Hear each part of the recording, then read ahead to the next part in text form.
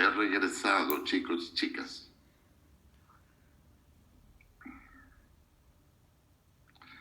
Don Edgar Cedillo, veo que tiene ahí en su un edificio muy alto atrás y es de noche. ¿O es una pantalla lo que está ahí, un cuadro? Es un fondo virtual del tribunal. Virtual, muy bien, muy bien. Sí, porque se ve que pasan autos y pasan muchas cosas. Mi hija, cuando tenemos comunicación con Zoom, se pone en el halcón milenario porque es fan de Star Wars, ¿no? Entonces pone al fondo. Yo pondría Star Trek, ¿no? Pondría mejor al Enterprise.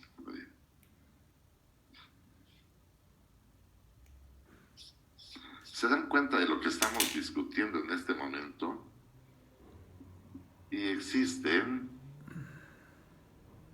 bueno, el universo, si la teoría del Big Bang es correcta, pues llevamos 13.500 millones de años, ¿no? Aquí, nosotros solo 4.500, ¿no? Nuestro sistema. Y algunos miles de millones, unos 2, de vida en el planeta, y nosotros 200.000 años. Y sabemos que nuestro sistema, nuestra galaxia, tiene miles de millones de estrellas. Y hay miles de millones de galaxias.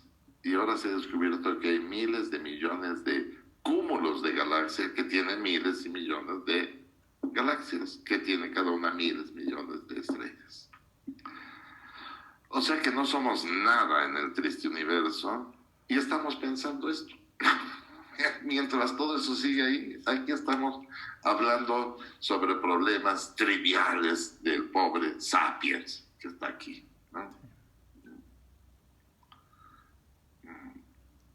Problemita, problemita. Pero es atractivo, es interesante. Mi hermano astrónomo, pues discutimos mucho esto, ¿no? Bueno, los dejé a su reflexión estas cuestiones. Pero ahora vamos con estigma, con el estigma.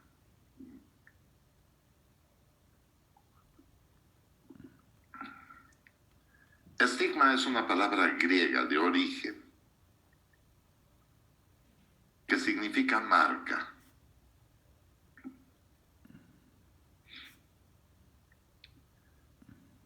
Y se usaba en Grecia para ponerle un collar a los esclavos. Después las marcas cambiaron. En Roma, nosotros también teníamos marcas. La sociedad colonial nuestra, o sea, Nueva España, las marcas eran terribles, porque era como si fuera una firma al bien, ¿no? Entonces le firmaban aquí, pertenece a fulano de tal, ¿no? En la mejilla. Pero después lo vendían entonces una firma más abajo, y entonces pertenece a otra persona. Y después más abajo, y más abajo, ¿no? Hasta que moría la persona, por supuesto. Está muy bien ilustrado todo ello por Gonzalo Aguirre Beltrán. Y estas marcas servían para que cuando transitaran por las vías que podríamos llamar públicas, en un sentido no muy razonable, pero que podríamos llamarlas públicas, las personas los diferenciaran. Estos son libres, estos son esclavos, ¿no? Pero las marcas trascendieron a muchos más segmentos sociales. Sobre todo cuando vino a abolirse la esclavitud, formalmente, a sabiendas de que nunca desapareció, o se tardaron mucho en desaparecerla y construyeron lo que se llama la exclusión social, ¿no? Que bien se puede reflejar en el caso de Sudáfrica, ¿no? El apartheid es exclusión, ¿no? Un apartheid. Que Aviva Chomsky, la hija de Noam Chomsky, que se dedica solo a migración, citó un libro que no recuerdo el autor, pero que habla de el apartheid norte-sur, ¿no? O sea, los del sur son unos, los del norte son otros. Hay una exclusión ahí. El sur no puede subir al norte.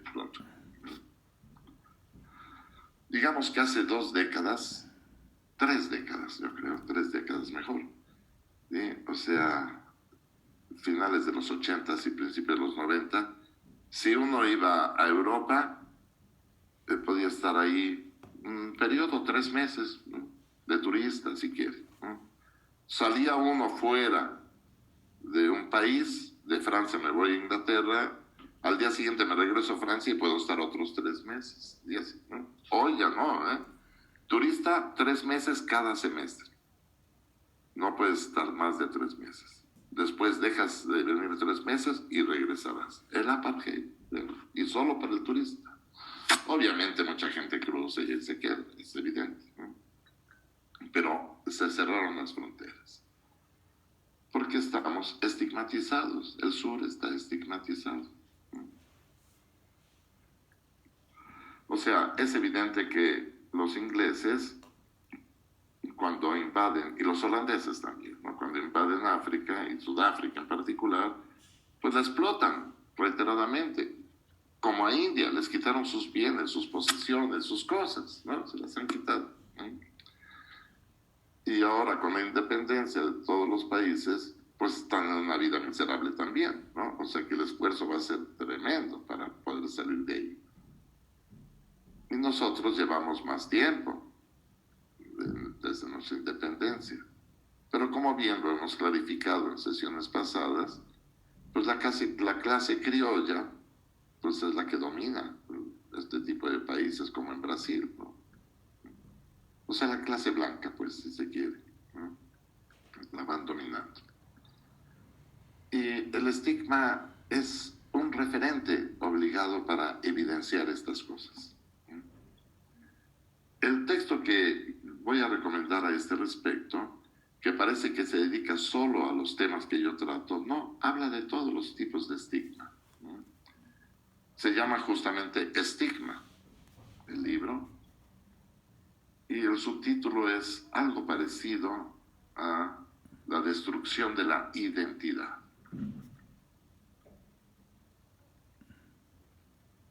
Su autor es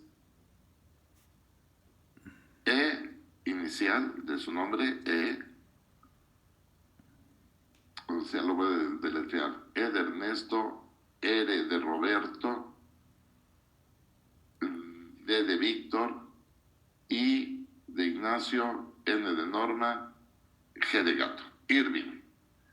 Y el apellido es muy fácil, Goffman, Goffman, Goffman, Irving Goffman. Y es un libro obligado para mí porque cierra con la cuestión penal punitiva, ¿verdad? El delincuente, etcétera, ¿no? Que son estigmatizados. Pero de ahí surgió una gran derivación de los teóricos del etiquetamiento. Y por eso yo la califico como teoría de la estigmatización a esta, ¿no? Después vendrá otro chico que se llama Dennis Chapman, que escribe el estereotipo del delincuente. Este sí se centra su atención solo en el delito, ¿eh? No hay más. Pero es atractivísima todas estas teorías que focalizaron al crimen como una construcción social de la realidad. Porque tuvieron que hacer el tema sobre las etiquetas negativas, pero también las positivas, ¿sí? Y entonces viene a haber una conclusión muy atractiva ahí, que estoy haciendo muy sucinta las cosas, ¿no? En todo lo que podemos hablar sobre estas etiquetas negativas, se puede decir lo mismo sobre las etiquetas positivas. Pero las consecuencias son obviamente opuestas.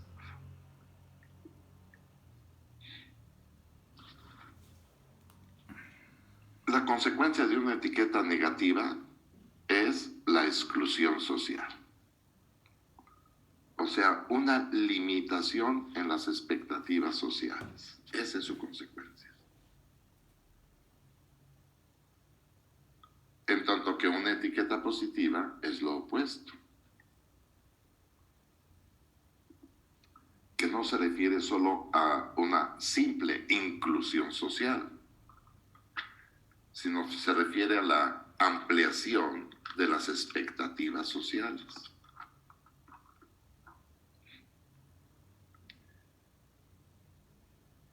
Y estas consecuencias son solo por marcar a una persona, solo por darle una marca, una etiqueta.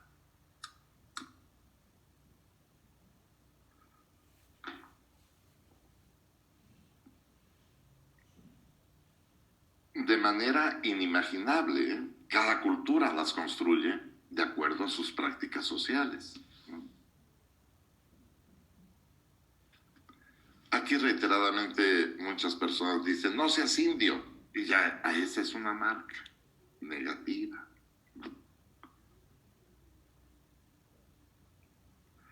A sabiendas de que el presidente Juárez era zapoteca, como también Porfirio Díaz era zapoteca. ¿No? A sabiendas de eso, no importa. O sea, es una devaluación de la persona según el estigma y según la cultura en donde nos encontremos. Entonces estos teóricos construyeron el proceso a través del cual se estigmatiza a una persona. Y lo dividieron en dos. El proceso primario y el proceso secundario. Me voy a referir al crimen porque así se me facilitan más las cosas, pero es exactamente igual.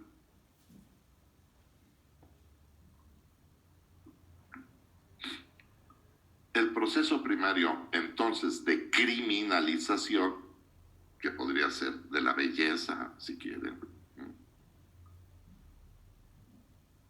se refiere a la construcción de estos estigmas o etiquetas.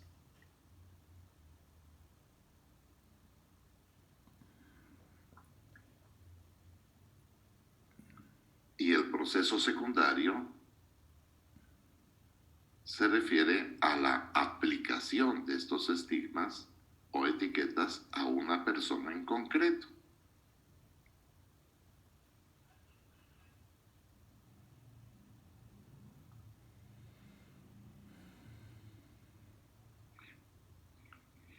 Si hablamos del delito, obviamente el Código Penal es la construcción de etiquetas, como la más reciente en México es criminalidad organizada, por ejemplo. Y antes era el adúltero, por ejemplo, que ya no lo es, ¿verdad?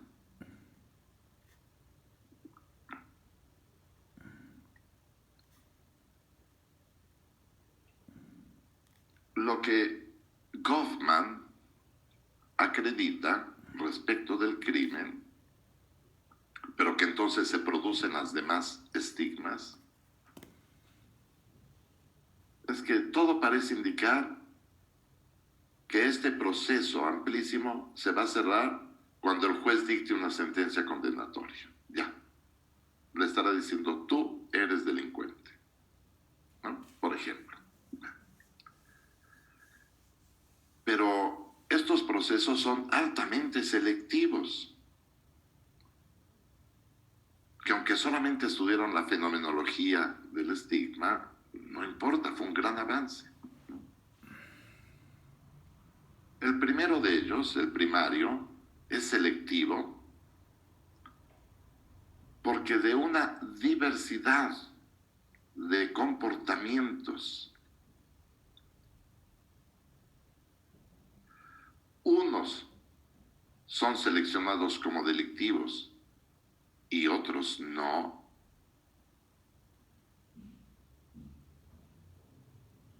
aun cuando tengan el mismo referente material.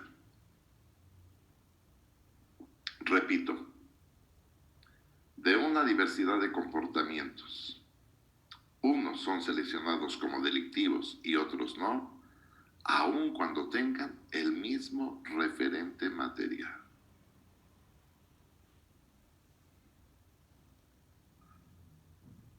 Y un buen ejemplo a ello en mis temas es los delitos contra la salud, que empezó con el opio, pero ya ahora son todos, ¿no?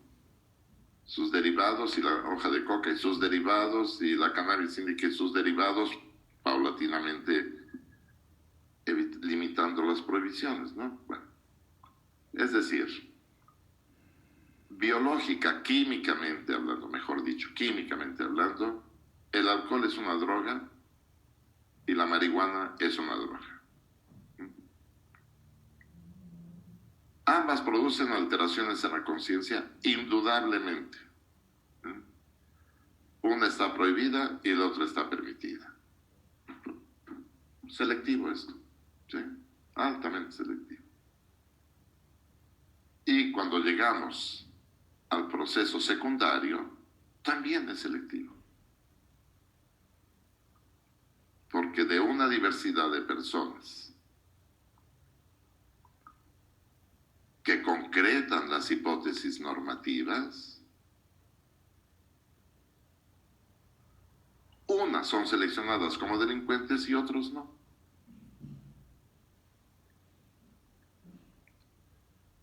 El problema que esto trae consigo es que si no eres etiquetado como delincuente, por ejemplo, en este caso, esta etiqueta, entonces tú sigues siendo apreciado como una persona respetuosa de la ley, aunque hayas cometido los mismos delitos. ¿Sí? O sea, es necesario que el juez dicte la sentencia condenatoria. Entonces sí. Y claro que podemos argumentar lo que quieran, principio de inocencia, y si no le ha aprobado, entonces no lo es. No, podríamos acreditar todo eso, sí. Pero la consecuencia es esa, ¿no? Unos serán tratados como tales y otros no, aunque hayan hecho lo mismo. Bien. Pero lo que Goffman aclara aquí es que este proceso no se cierra porque el juez le dice, tú eres un delincuente, te irás 10 años para tu readaptación social o reinserción, ¿no? Sino porque el sujeto etiquetado interioriza esa etiqueta y actúa en consecuencia. Es decir, asume el papel social de la etiqueta asignada.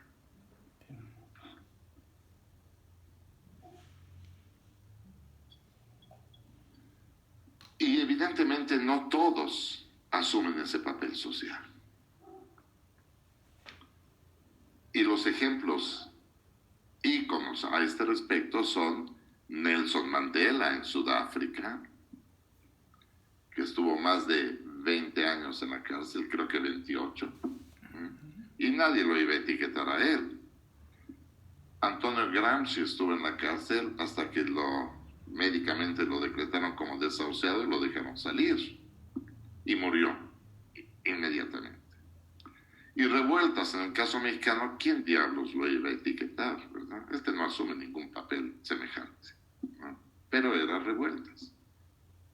Pero por la economía política del castigo, que se entiende que la cárcel nace para gobernar la pobreza, como lo hemos insistentemente dicho, entonces tenemos aquí un problema. Porque las personas que llegan a la cárcel no solamente son pobres, sino que debido a esa pobreza a la que han sido orillados como víctimas del sistema social, tienen una inmensa precariedad intelectual, pero inmensa, que se puede probar solo reflexionando ustedes cuántos libros han leído en toda su vida.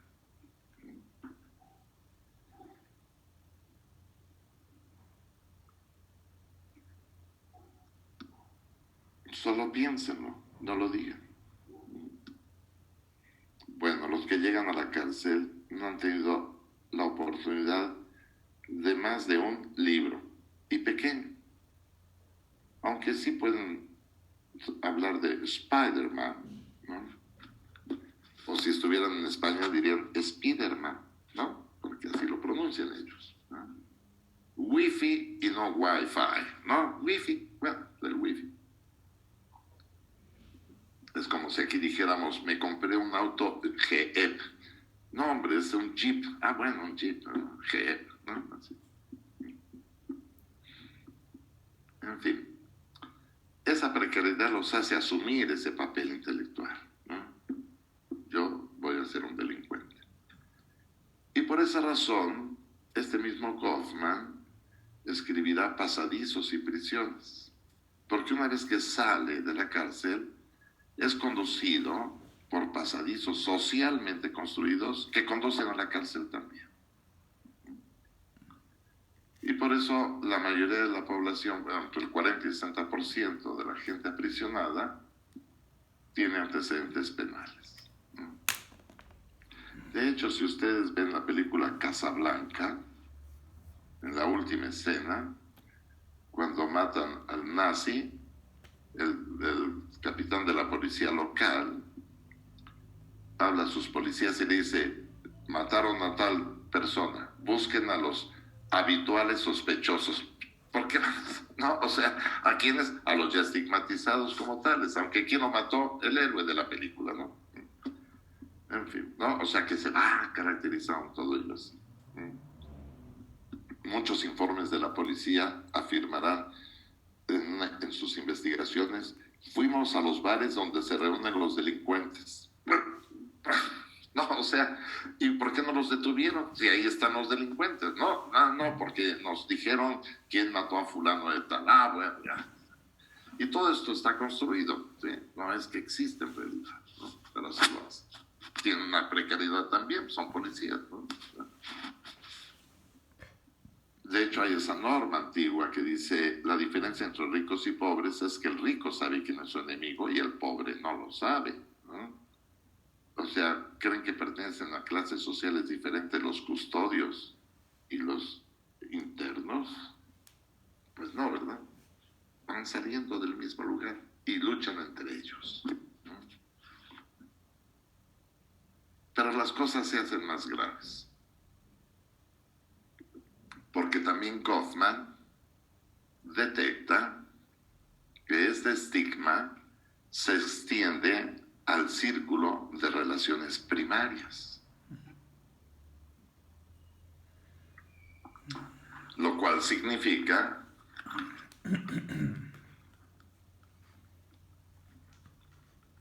que la esposa de Juan Pérez se convierte en la esposa de un ex convicto. Y entonces llega a estar estigmatizada también.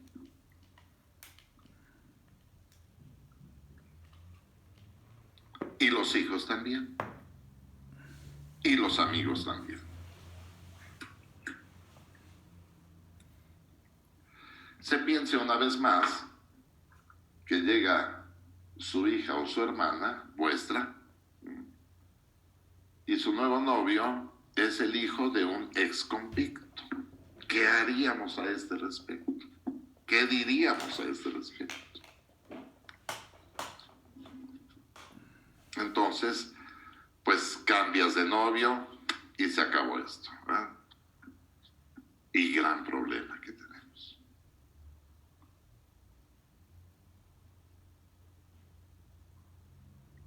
Las etiquetas positivas producen los mismos efectos, pero ampliando las expectativas sociales.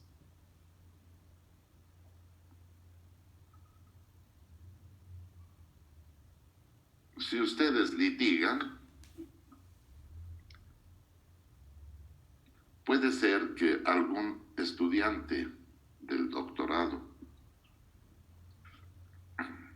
actúe como un abogado real, es decir, presente testigos falsos y cosas ilegales, pues, ¿no? Pero triunfa, siempre triunfa, gana todos los casos, a pesar de lo que está haciendo. ¿sí? Entonces le van a decir, como ya lo mencioné antes, este es un zorro en los tribunales, se la sabe de todas, gana los casos y tiene su hija, ¿no? Que está estudiando Derecho y es la novia de alguno de sus hijos, hermanos, qué sé yo. Bueno, esto es algo positivo, ¿sí? No es una etiqueta negativa. Y en consecuencia con ello, hasta se pondrán felices, ¿no? Es la hija del abogado tal, ¿no? Eso es un ejemplo. De Juan Collado. Y por supuesto que entonces ahí se amplían las expectativas sociales, ¿no? Muchísimo. O sea, nuestra complicación está en estas cargas semánticas de lo que significa un estigma, ¿no? Ahí viene. Entonces, ¿por qué no reflexionar sobre ello? Sí, todo este ámbito de la exclusión social significa la conducción de diversas personas a una vida en donde no tiene cabida otra forma de existencia, ¿no? Más que esa, ¿no? Y las palabras con las que utilizamos ese estigma es simple y llanamente identificarlos como clases inferiores de la sociedad, aunque sigan siendo categorías vigentes en la sociología. No importa eso, ¿no? Siempre hablaremos de la clase baja, media y alta, como vimos la sesión pasada. Los que están estigmatizados negativamente es la clase baja y positivamente la clase alta. Si combinamos todo ello de lo que hemos estado hablando, entonces nos percatamos de que estas prácticas sociales que derivan de instrumentos normativos no jurídicos son los que rigen en la realidad social, están rigiendo.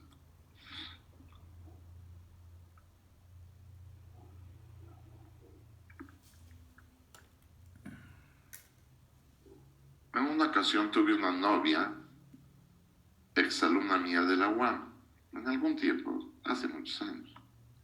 Ahora ninguna alumna se me acercaría, tengo 70 en diciembre, ¿verdad? Pero tenía 38, ¿no? Entonces ya ahí se acercaba la filita de niñas ahí, ¿no? Entonces me invitó a la graduación. Dije, sí, vamos a la graduación, ¿no? Y quería que fuéramos a ver su vestido con un sastre. Y ahí fuimos a ver todo eso. La gente era muy humilde realmente, el sastre. Y mientras ella veía los vestidos y me los enseñaba, el esposo de la mujer, ¿cómo se llama entonces? Si no es sastre, si es mujer, bueno, de la que hace los vestidos. Modista. Se me olvida el nombre ahora. Modista, la modista, ¿no? Me decía, voy a meter a mi hijo a estudiar en la universidad privada, en una privada. Y mi recomendación va a ser que se haga amigo de unos ricos de ahí para que cuando salga tenga un buen trabajo, ¿no? Ya, si se hace amigo, ¿no? Porque si no, ¿qué va a hacer de él? Estas mismas cosas se dan justo por ese estigma que se tiene, ¿no? Esa marca social que los va orillando a estas cuestiones y que no es una cuestión solo del poder que comanda privadamente, sino porque nosotros lo asumimos y lo reproducimos también, ¿sí? O sea, cuando sale un delincuente de la cárcel, está estigmatizadísimo, no hay duda alguna, ¿no? Y nosotros reaccionamos en consecuencia también, ¿sí? O sea que tenemos ese problema. Y esta es una cuestión que viene a descubrir más tarde Chapman con el estereotipo del delincuente.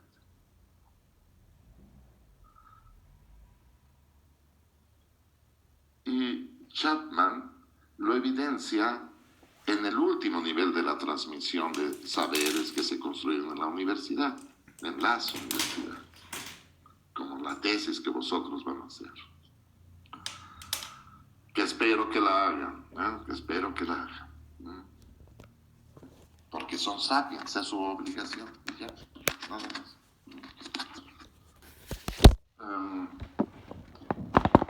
La estética, o sea, el arte, en este caso guiones de series y guiones de films o producciones fílmicas, siempre meterán al amor y al crimen, siempre lo estarán metiendo.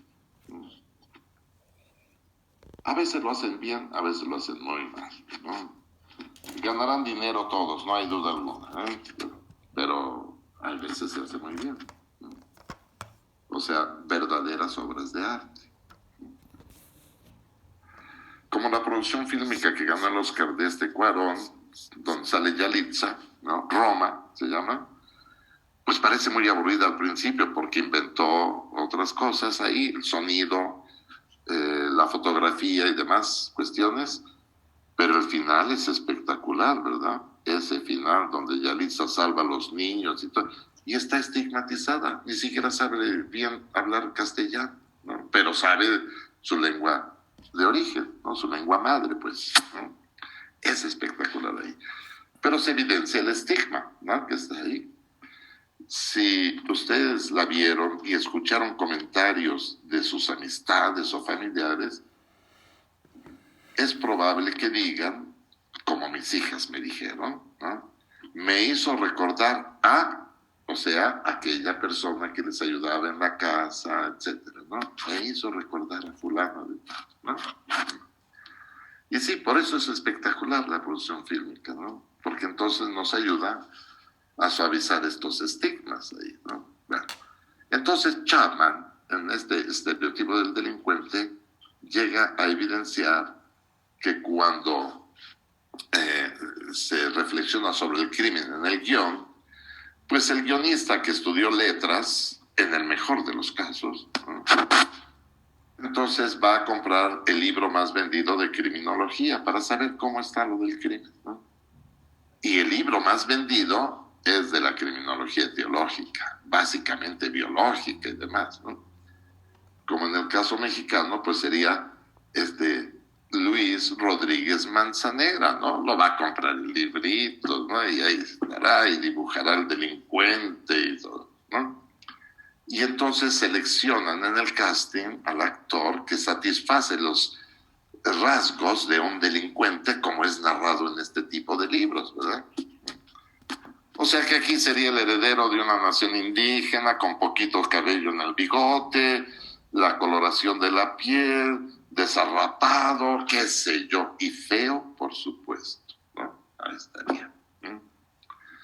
Y cuando las personas salen de la sala cinematográfica y ven en la esquina a personas que satisfacen ese estereotipo, se van a espantar un poco y van a decir, mira, vámonos a atravesar la acera porque en la esquina hay unos delincuentes. Y ya, se van, ¿sí? Bueno, ¿esto qué significa? Que esta reacción, que es de la sociedad, no necesita al juez que diga estos son delincuentes, por ejemplo, ¿no? Ya, son etiquetados como tales, ¿verdad?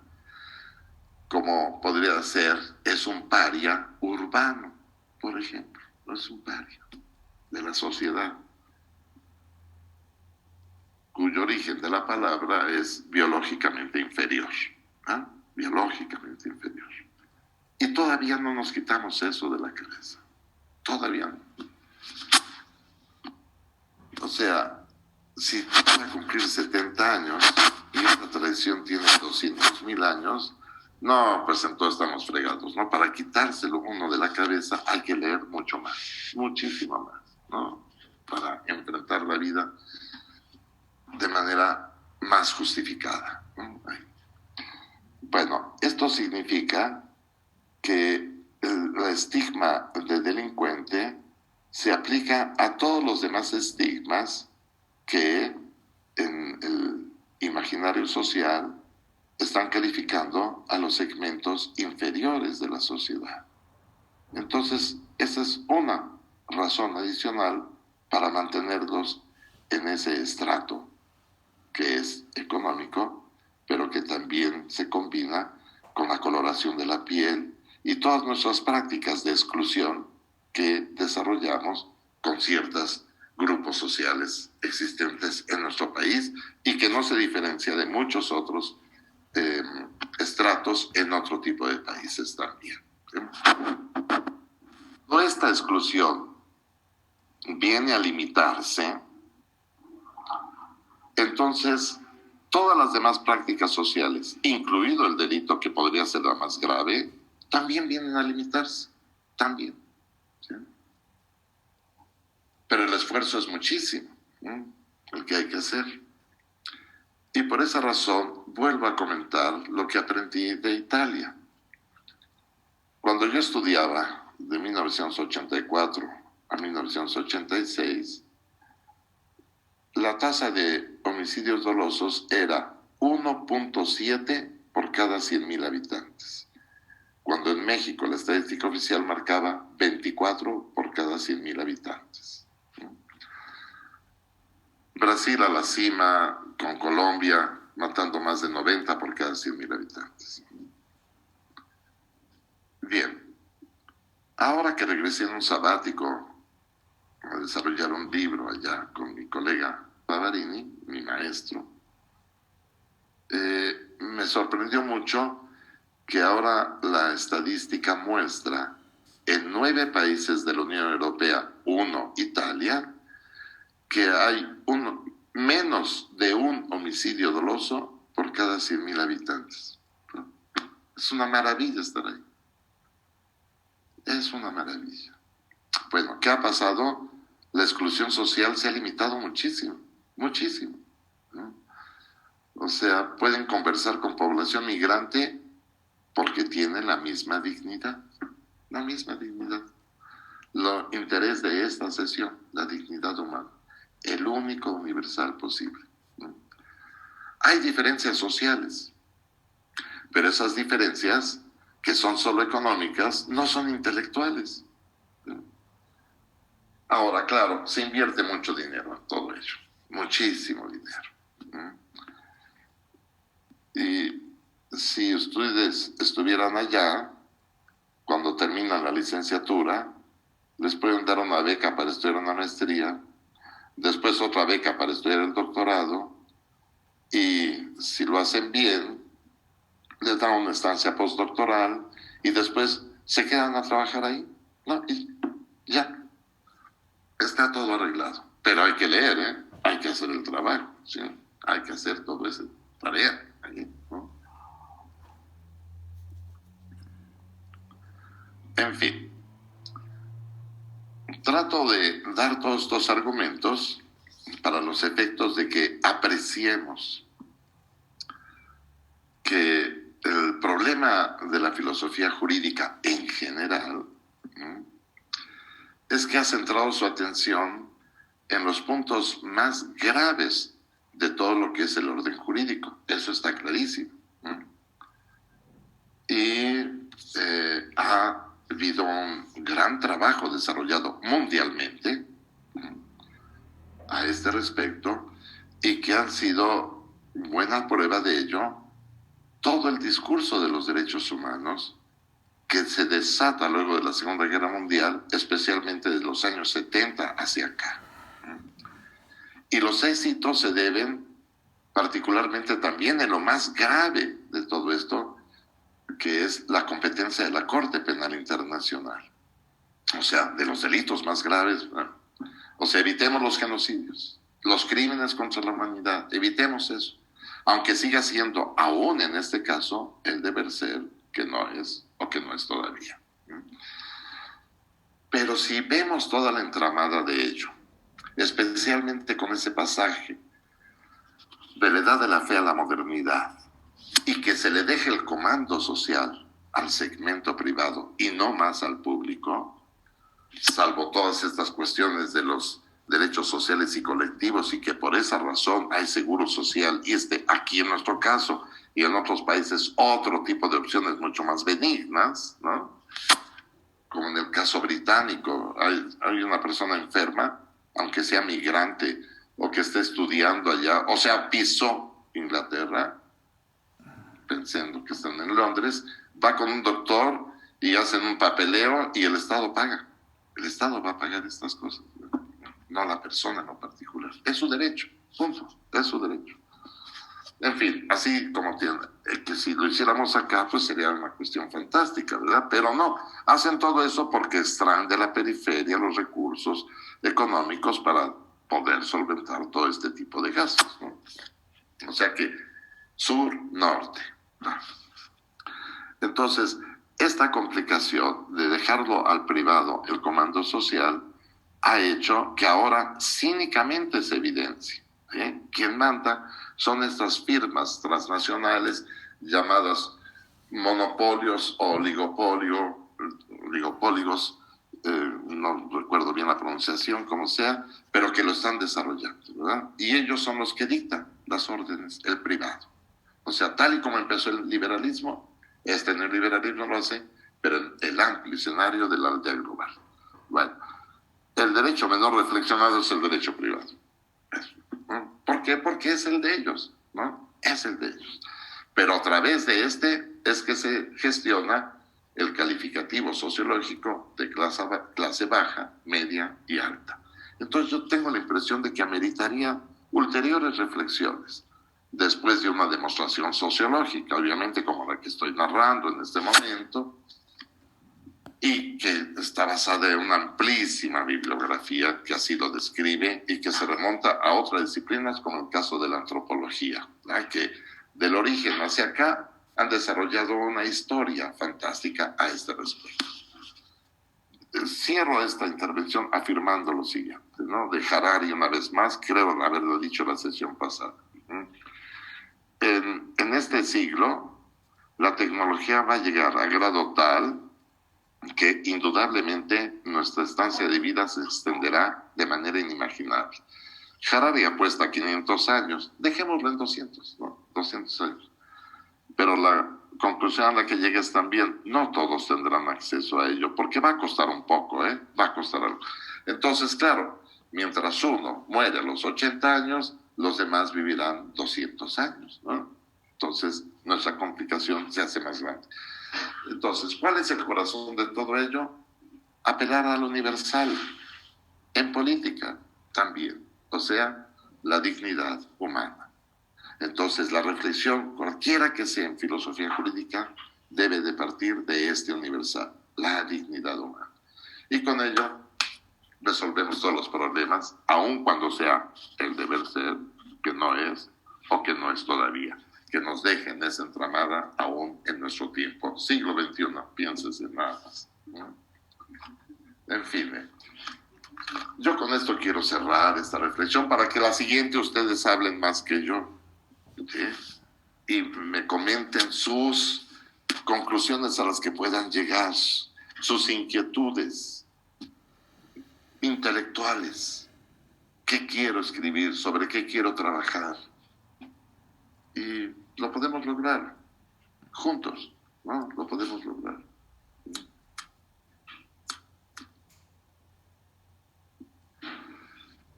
Así que escucho vuestros comentarios en estos 10 minutos que nos quedan, 15, 20 minutos. Doctor, buenas tardes. Gerardo Osejo, para preguntarle de las tres esferas escindidas de las que nos platicaba usted entre la antigüedad y la modernidad, una de ellas era la estética.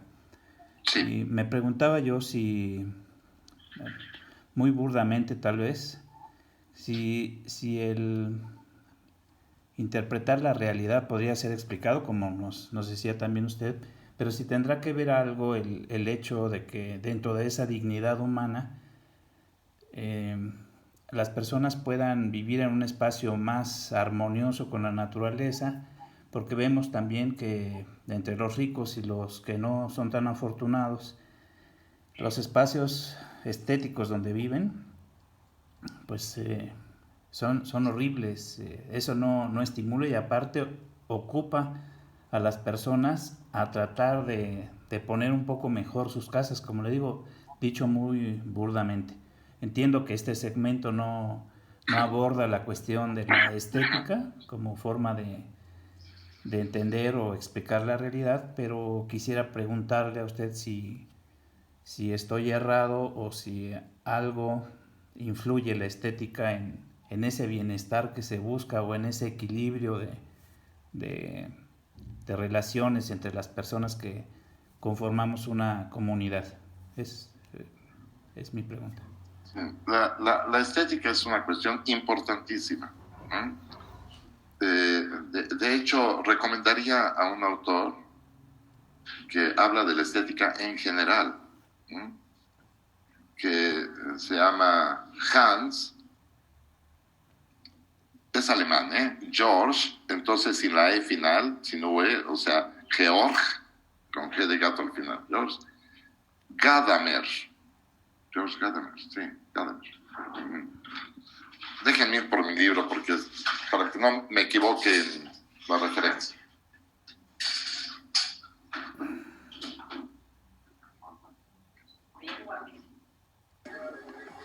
Compañeros, ¿será posible que, bueno, ahí hay una pregunta, ¿Es posible, Gerardo, que se combine la estética con lo emocional? Pues es lo que yo creo.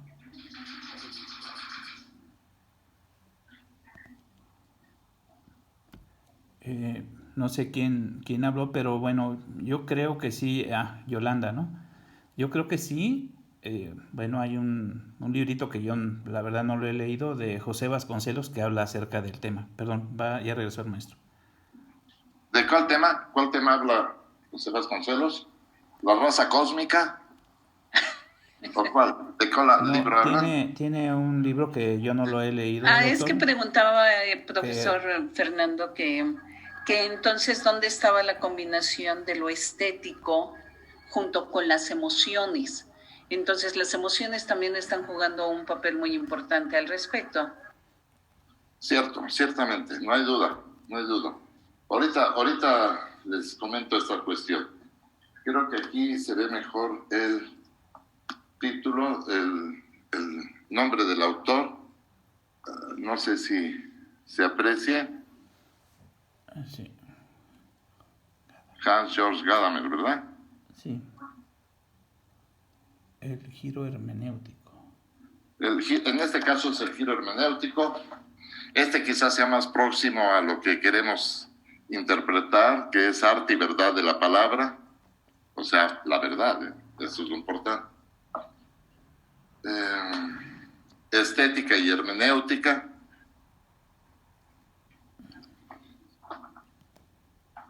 Y el libro más vendido, y que es el más exhaustivo, se llama Verdad y Método.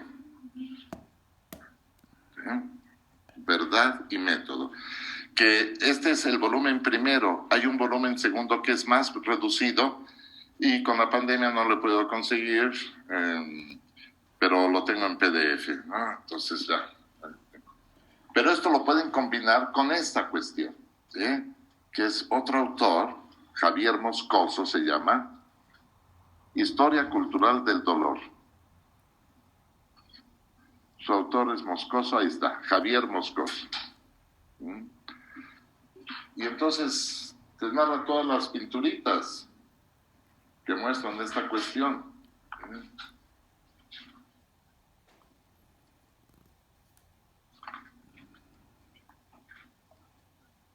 Este es un ejemplo, solo un ejemplo, ¿sí? O sea, el artista, el que hizo el trabajo, está muy bien, ¿sí? Y la chica que pinta está divina, ¿no? No hay duda, no hay duda alguna, ¿sí? Pero abajito de esta chica de pie hay una que está en cuclillas, ¿no? Que se ve un rostro tristísimo ahí. ¿Qué es lo que pasa ahí? Es la venta de esclavos en Roma, ¿no? Venta de esclavos. Bueno. Entonces, el arte... A ver, les doy mi interpretación. El arte se dejó a lo bello de Aristóteles en adelante, porque Platón pensaba que las cosas iban más allá, ¿no? Particularmente por el mito, ¿no? El mito. Bien, entonces le dejó a lo bello todo esto, ¿sí? Lo bello, la experiencia de la belleza.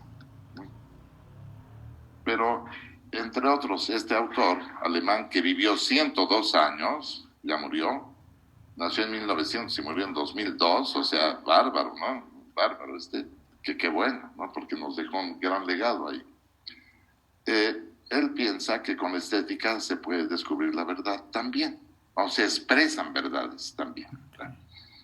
La opinión que yo le tengo es la siguiente. Empezó con una conjetura tonta, si quieres, ¿no? Escribiendo un protocolo de investigación, puse el estado del arte hasta tal fecha, ¿no? Y claro, siempre se pone eso, el estado del arte. Pero ¿por qué arte si esto es ciencia? ¿No? O sea, entonces me dio una curiosidad ahí. Y después me di cuenta de que los intelectuales pretenden apropiarse de la realidad y escriben libros a este respecto.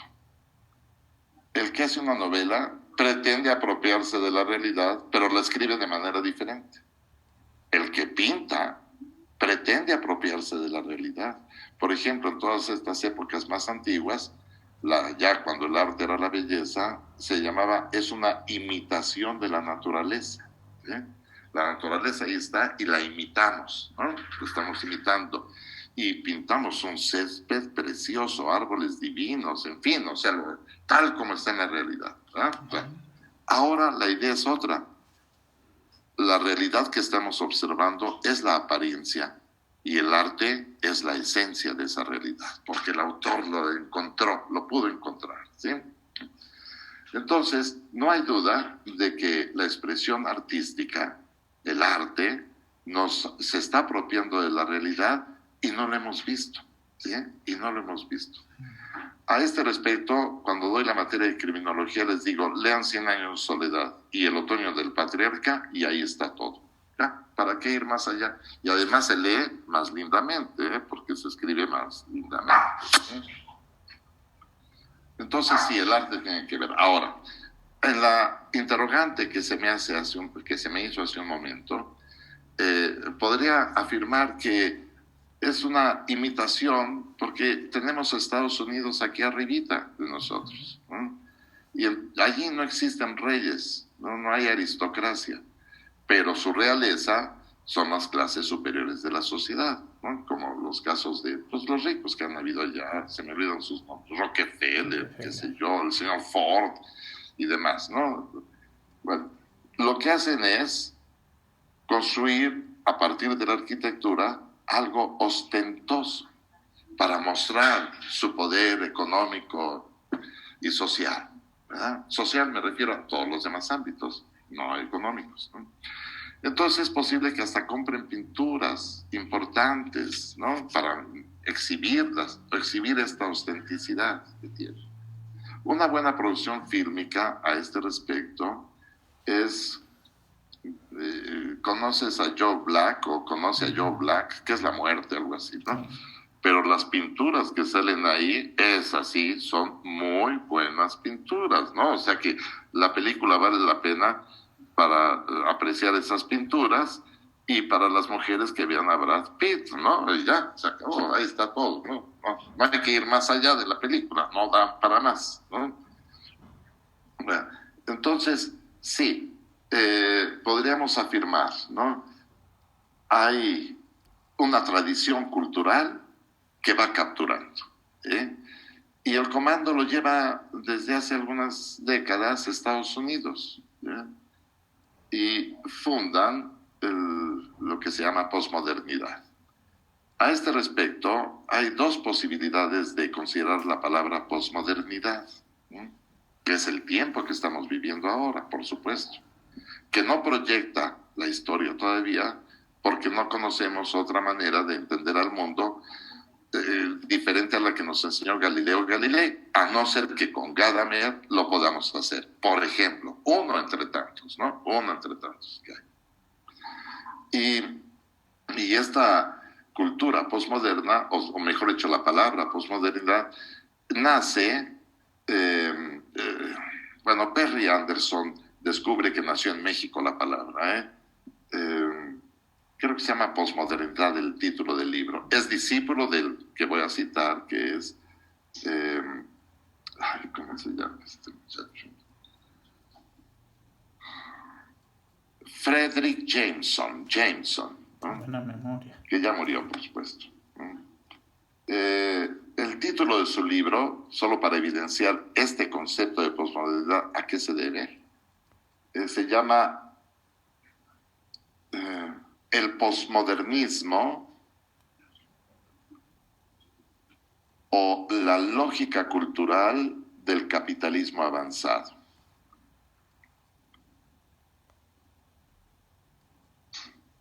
Seguido después, Perry Anderson descubre que este capitalismo avanzado y su cultura han producido un descenso de nivel en todos los ámbitos, un franco descenso de nivel. Y bueno, en el arte se puede evidenciar esto, ¿no? O sea, en las pinturas particulares, las esculturas, algunas, ¿no? O sea, pintan cualquier estupidez y ya cuesta $100,000, ¿no? Y es una estupidez eso, ¿no? Pero es que es una mercancía. Todo el arte viene a convertirse en mercancía, ¿no? Y la mercancía se va a vender y habrá quien la compre. Entonces, ha cambiado mucho todo eso. Pero nace todo la dialéctica del problema con un libro que escribe Jean entonces Jean-François Lyotard, con Y, Lyotard, la única I que hay, Lyotard, con Y, Lyotard. Y el título se llama La condición posmoderna.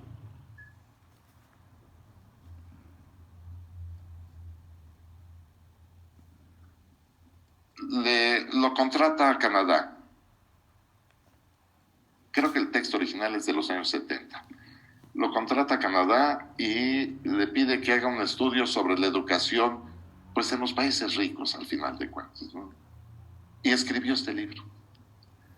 Pero esto es lo que Lyotard llamaría el pensamiento posmoderno, no lo que dice Perry Anderson y Jameson, ¿no? Sino lo que estamos viviendo, sino el pensamiento posmoderno. Uno que lo sigue mucho se llama Gianni Vattimo, italiano, vive todavía. Gianni Vattimo, ¿eh? Que bueno, tiene infinidad de textos, pero sigue con esa idea del pensamiento. Bueno, o sea, como si hubiera una nueva filosofía, ¿eh? Bueno, en este caso, la cita más habitual de Lyotard es la siguiente: el posmodernismo nos sensibiliza frente a la diferencia y la inconmensurabilidad. O sea, que ¿por qué dices tú que está frío esto si es caliente para mí? ¿Sí? O sea, cada quien da su opinión, pero ahí producirá ese descenso de nivel que no lo advierte Lyotard, ¿no? Porque entonces cualquiera puede escribir ahorita su tesis y decir, bueno, yo pienso esto, será distinto a lo que usted dice. Sí, pero hay lógica en todo. O sea, que si lo dices así estás mal, punto, y ya, reprobado, adiós, chao, ¿no? Por la élite que comanda también, desde luego, ¿no? Pero el que más agudamente describe esta condición posmoderna como realidad es este chico con Z, Y, Zygmunt Bauman, del cual aconsejé de leer Modernidad y Holocausto. Toda la literatura está traducida, aunque yo no tengo toda traducida, pero hay una que se puede traducir como Intimando con la posmodernidad, donde te describe desde las primeras páginas qué es la condición posmoderna. Y dice, la condición posmoderna es un mall, una plaza comercial como Perisur, digamos, algo así. Dice, en donde uno va ahí, no se sabe por qué, pero va uno ahí a la plaza comercial y se exhiben miles de productos. ¿Y qué hacemos? Compramos. La sociedad de consumo, ¿no? Y esto es, ¿no? Entonces va a ser una crítica tremenda de todo lo que es esta posmodernidad, ¿no? En fin, bueno, regresando al arte, el arte posmoderno ha implicado ese terrible descenso de nivel, pero es un descenso de nivel que contagia todas las prácticas sociales. Seriamente lo digo, ¿sí? Todas las instituciones están exigiendo grados académicos. Yo tuve que dar clases en el TEC de Monterrey para que sus profesores subieran de maestría a doctorado, ¿no? Y eso del siglo pasado, ¿no? Bueno, porque los exigen, ¿sí? Exigen todo ello. Entonces, hay un cúmulo de institutos que empiezan a dar títulos, maestrías, doctorados. A los jueces les piden eso también. ¿Quieres subir de nivel? Pues la competencia es fuerte, necesito tu título. Y se inscriben. Pero entonces surgen institutos donde no se enseña absolutamente nada, las personas se sientan, no escriben nada y al final tienen el título. Y ya, ¿no? Terrible descenso de nivel, ¿sí? Entonces, no, hay que ir más allá de todo eso, ¿sí? Si queremos desarrollar las cuestiones. Bueno, o sea, contagió todas las prácticas sociales esa idea de mercancía, se mercantiliza absolutamente todo. Bueno, lo cual hay que enfrentar, entonces, en consecuencia. Mi último trabajo, que nada más he terminado la introducción y ahora voy a desarrollarlo, ¿no? Se llama Una aproximación de la estética para la comprensión de la historia del control social. Entonces, no me voy a referir a la ciencia en lo más mínimo, me voy a referir al arte, en todos los casos, pero claro, así como esta pintura que acabo de mostrar, sobran casos, ¿no? En la literatura, que es la que más focaliza Gadamer, la literatura, o sea, las novelas, cuentos y demás, ¿no? Poesía, inclusive, ¿no? A ver, se piensa en poesía, género, teoría del género, ¿no? O sea, la perspectiva feminista. Hombres necios que acusáis a la mujer sin razón.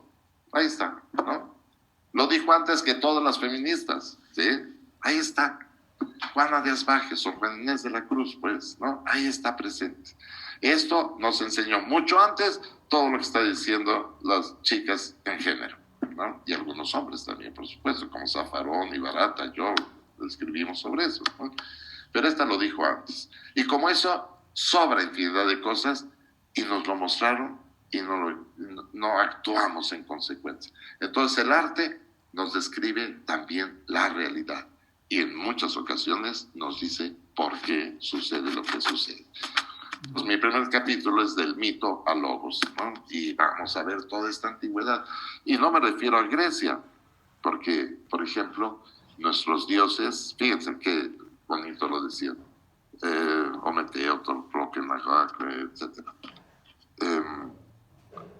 Son invisibles como el viento e impalpables como la noche. Está precioso eso, ¿no? O sea, no existe. No, pero ahí está. Sí, o sea, van describiendo las cosas también ahí, ¿no? Bueno, eso lo tenemos que ver, lo tenemos que analizar y comprenderemos esta historia quizás. Ahora, me doy este lujo, 70 años en diciembre, ¿no? Ya que quieren que escriba sobre la cárcel, ya dije todo lo que tenía que decir. Vamos, ¿no? Mejor esto, el arte, más lindo, ¿no? Y si lo logro, el siguiente libro será pues una novela, ¿no? Que describa todo esto. Una novela muy histórica, digámoslo así, pero estéticamente dicho, ¿no? Me apropiándome de la realidad. Se nos fue el tiempo. Quiero que reflexionen para que comentemos esto la siguiente sesión, ¿sí? Es la síntesis de la síntesis tan apretada que hemos hecho en estas 4 sesiones. Chicos y chicas, cuídense, enciérrense lo más posible, aunque se sientan que no son tan vulnerables, háganlo, háganlo. Nos vemos la próxima semana. Gracias por su atención y disfruten este brevísimo fin de semana. Chao, chao. Gracias, doctor. Buenas tardes. Muchas gracias, doctor. Buenas tardes. Gracias. Hasta pronto, doctor. Excelente fin de semana. Igual para vosotros. Chao. Gracias. Hasta luego, compañeros. Bonito fin de semana. Por la sesión del día de hoy. Buenas tardes, compañeros. Muchísimo, que tengan un excelente fin de semana y nos vemos la próxima sesión. Buen día a todos. Hasta luego, gracias. Muy buena tarde. Feliz fin de semana. Gracias. Ya está. Perfecto.